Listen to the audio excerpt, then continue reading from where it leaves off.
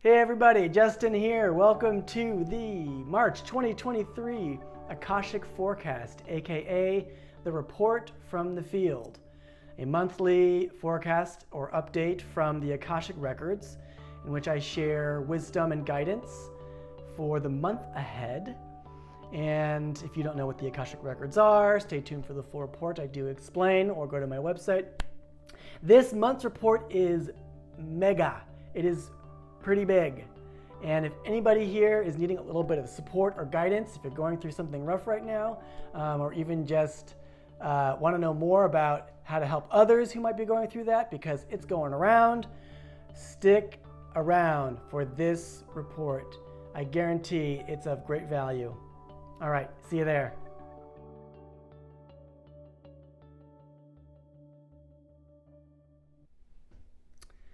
All right, welcome to the full report for March 2023. I have the Akashic Records open. For those of you who don't know what I'm referring to, very briefly, it is the memory and consciousness of all things, everything that happens. It is a feature of consciousness, if you will, or the nature of consciousness to simply remember everything it does. It's the way a computer works, if you like that metaphor. So I am in this information now to look at what may be affecting us in March. And the big message that they're giving to me has to do with something that some of us call the dark night of the soul. So what is the dark night of the soul? It is when all of the hopes of the mind, you might say the hopes of the ego, are taken away. Any semblance of a possibility that these hopes could be fulfilled are dashed, are thwarted. It could be any fixed idea of happiness or fulfillment. So an image about a thriving relationship, an image about thriving finances, an image about career or artistic achievement, projects, anything that you or we might hold on to as a fixed idea or image of happiness is a hope.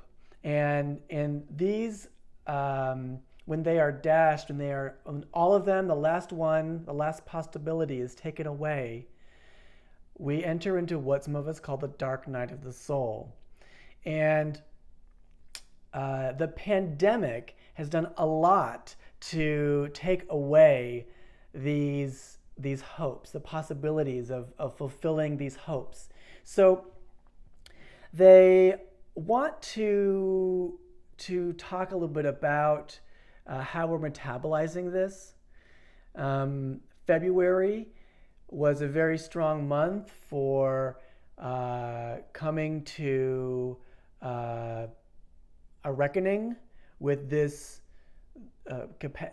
tendency of the pandemic to have kind of put the lid on some things, and dashed some hopes for happiness that were, again, fixed images, fixed ideas. They will say more about real happiness. We will get there.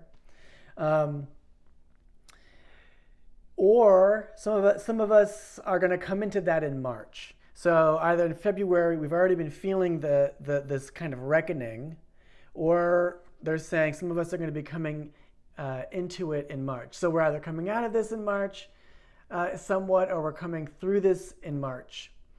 And one of the main features of the dark night of the soul is a revelation of a deep unhappiness inside. A deep well of unhappiness inside. Now, a lot of us in the, quote, wellness space, like me, who teaches meditation and opens the Akashic Records and so on, don't really talk a lot about fundamental unhappiness. We talk a lot about fundamental happiness and fundamental well-being, but we don't talk a lot about a deep unhappiness that is, you might say, the foundation of separate self, of ego mind.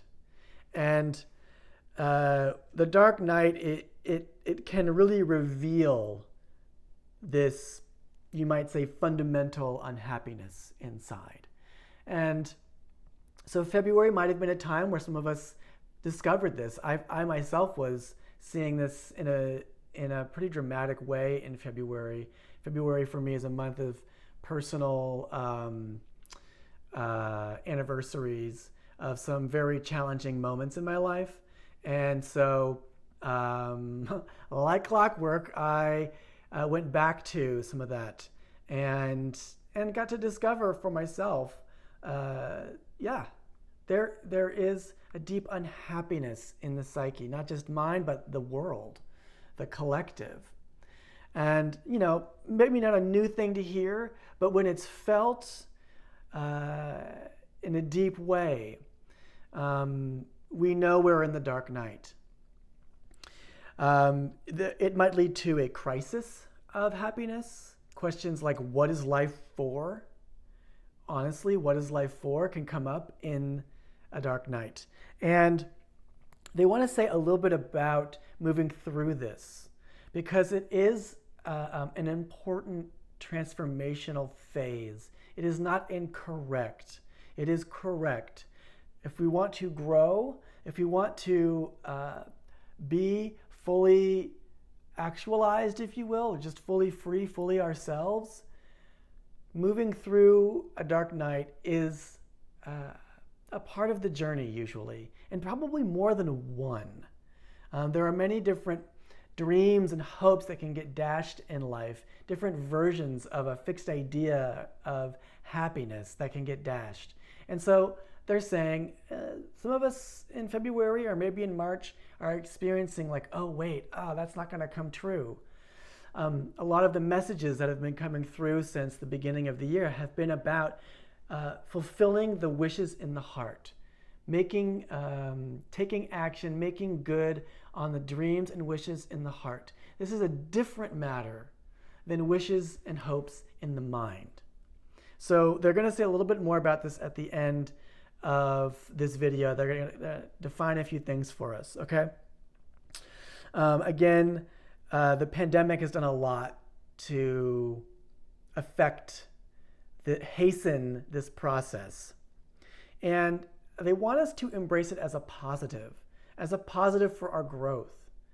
We are not actually truly happy when we get the fulfillment of a hope.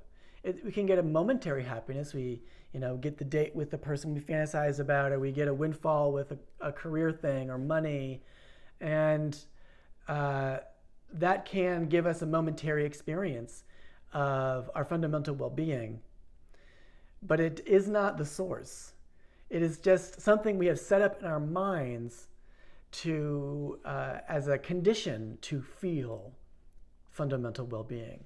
So getting that relationship or that money or that career achievement is the condition we have set up in the mind to feel true joy and well-being. So it's not a false well-being or joy or happiness that these things bring. It's not a false happiness that they activate. It's just that they aren't the source. They're just an excuse that's used to feel it. And this is the way human minds have worked for so long, so long. And we're going through a transformation here where our minds are no longer doing that anymore, no longer giving us that trip, that hoodwink, and instead learning about real happiness.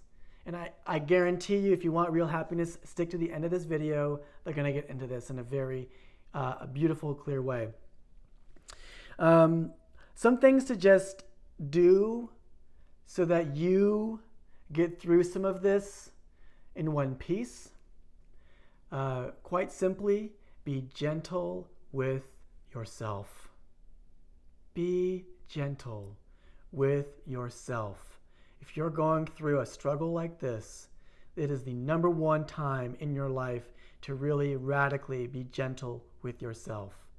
Watch videos that make you laugh. Take bubble baths. Eat something that you really enjoy. have conversations with friends that lighten your heart. Anything that brings some levity and lightness to your heart, very good to do. And if you have a lot of feelings, good for you. It's a time for courage to feel this stuff. If we intellectualize it, which is something I have done a lot in my life, if we intellectualize it, it doesn't change. Letting our hearts feel this is so key, so key.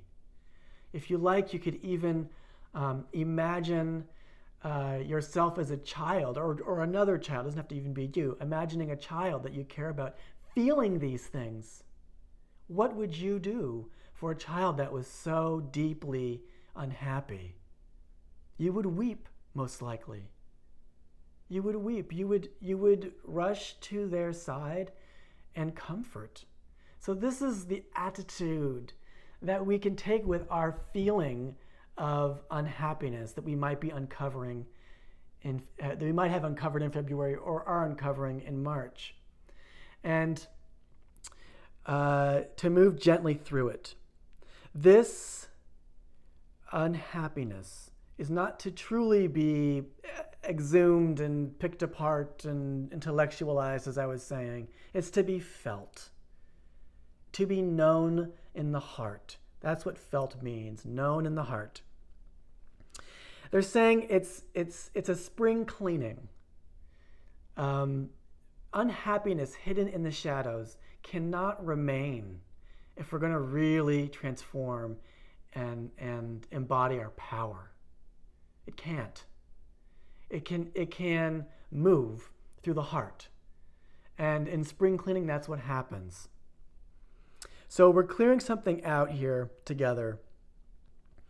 And you might think of it like the thick, heavy pain energy of the dark night of the soul, or of fundamental unhappiness, is being cleared out and spread around like compost as fertilizer for a beautiful garden. So know that when you're feeling, you're healing. When you're feeling, you're moving it out into your rich life, to lay down a soil for your beautiful happiness to grow in. It's the beginning of living with an unburdened you, an empowered, unburdened you. And they want to say a few more words about this in March, because there's an extremely luminous, delicate, golden energy in March that I keep feeling, that they keep showing to me. So they're inviting you to, even if you're in the throes of what we might call the dark night of the soul, to feel the freshness and the newness of you when you see with unencumbered eyes. So, or you feel your life, yourself, without your thinking, without referring to your thinking. There's a great capacity in March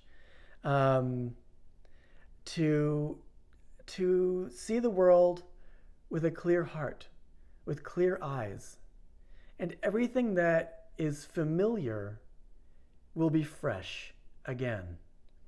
Even the oldest relationships of your life, your family members, your parents, your siblings, will appear fresh from this perspective. So in March, there's a great opportunity, a great invitation, capacity to experience everything that seemed to all be some sort of one-way thing. All of our relationships, all of our career choices, all of our projects can be seen in this fresh light. And that newness is not so much a feature of some external energy coming through and clearing you out. It's actually your fresh self. It's you. It's, quote, a new you that's experiencing life this way. It's not really a new you. It's the original you.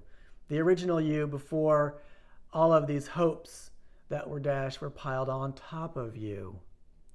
So, and all of the unhappiness from lineage, from past lives, from your own life experience that compounds and becomes the fundamental unhappiness that I mentioned earlier, was placed on your being and in your being. The original you experienced life in this fresh way. And so March is a beautiful invitation to go out and experience life post spring cleaning with those fresh eyes. So now they want to talk about a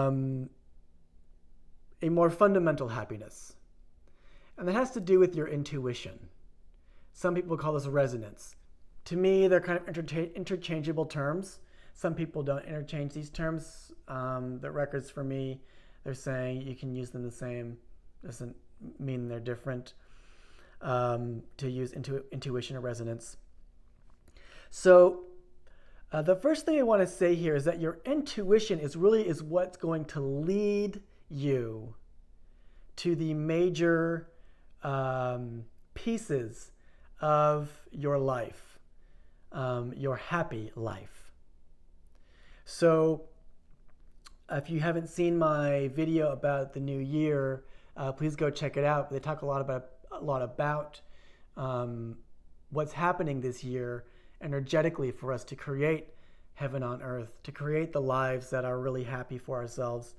And one of those has to do with taking steps on behalf of desires in the heart.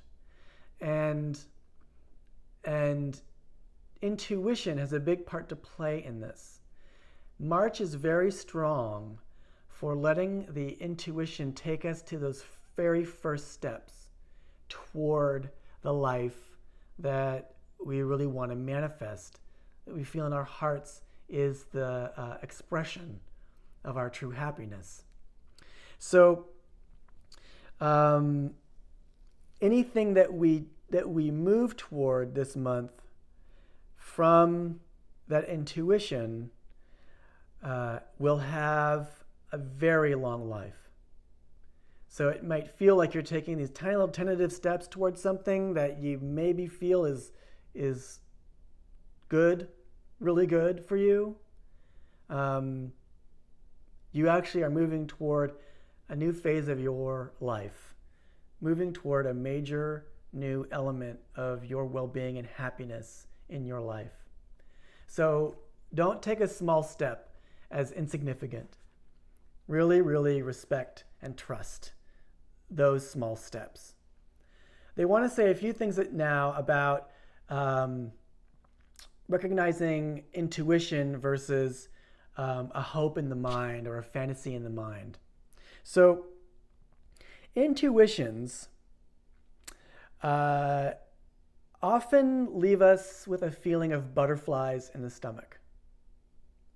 Sometimes people think of intuition as like, oh, I have this download on lock of like this very certain like yes, and that can be a part of intuition eventually, but the beginnings of it tend to elicit more of a butterflies feeling in the stomach. An intuition is like a rumble in your life. Something is calling you to something new, and that can bring up doubt and anxiety and resistance and maybe even like a nausea. So they want you to hear this so that when you feel these things, you can ask yourself, am I being like kind of called into something new that might be really good for me, even though I might be experiencing some reactivities like doubts and fears? Is that rumbling feeling, that like kind of like the ground might be tremoring, actually a good sign that I'm on my right path? They want you to know, yes, indeed, it is. Yes, indeed, it is. Intuitions can't be argued with. They are things that, they are energies, magnetisms that just compel. You're at a social gathering and there's just some person across the room, you don't know why, but you gotta go talk to them or connect with them, even though you may be a shy person. And that brings up, that rumbling butterflies thing. That is a feeling to really look out for. Hopes and fantasies are soothing to our hurt places. They are downloaded in the mind. They are received in the mind, and that's where they live. And they can be very comforting. However, as those of us in the dark night of the soul might experience, they're out of our control. They are fixed. They are really fixed. Even though we might embellish them in our mind, in the end, they're a fixed idea of what will make us happy, a fixed image. And they're mental. They're mental. So intuitions are deeply felt. They are like almost like a spiritual or emotional need that is being called onto a path of being met. And fantasies are more of a mental solution to emotional and spiritual needs, a mental soothing. So the other big thing about fantasies and hopes is that they just don't come true. They aren't from, quote, the universe. Intuitions, those are from the universe, man. You can't argue with them. You can't deny them. They just are. In fantasies, they're like a soothing toy, like a child might use to deal with their unhappiness or discomforts or anxieties. And nothing wrong with that. Nothing wrong with that. Just know what they are. That's all. Just know what they are. Great. Those are the themes for March 2023. Thank you for being a part of this journey with me, being a part of these deep downloads and wisdoms that are coming through. I get so much from doing this. I hope you do too. If you want to know more about what I do, visit my website. I also have a program called The Golden Path for those of you who want to be in the records deeply with me on a regular basis, as well as one-on-one consultations. All right, everybody. Love you all. Stay golden and see you next month.